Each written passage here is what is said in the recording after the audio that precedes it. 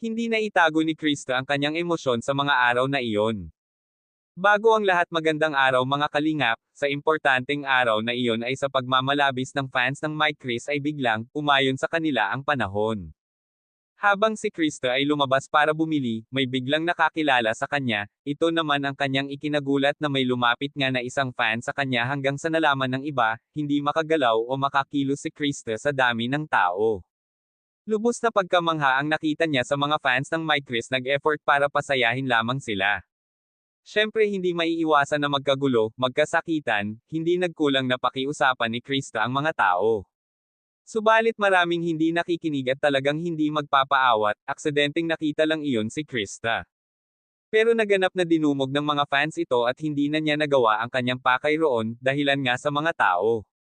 Sabihin na natin na masarap sa pakiramdam, dahil maraming tao ang nagmamahal sa Mike Chris, ngunit sana'y huwag nating kalimutan na kailangan rin nila ng space or privacy, para nga sa hindi maabala o maantala ang Mike Chris sa anumang gagawin nila. Nererespeto ng Mike Chris ang mga fans nila, sana'y bigyan rin sila ng respeto ng mga tao, sa kanilang mga sinasabi. At dito na nga biglang nagbago ang mood ni Krista, marahil sa makukulit, pinakiusapan ng maayos naman ni Krista, at hininga ng pasensya na hindi na maganda ang naging pakiramdam niya sa araw na iyon.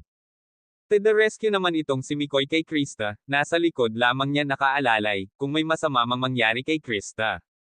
Ito rin ang dahilan kung bakit matatag ang kanilang pagsasama, kaya tumagal ang kanilang tandem sa kalingap, at sa tulong na rin ng mga supporters nila, napaayos ang kanilang naging sitwasyon, at magpatuloy sa kanilang pangarap.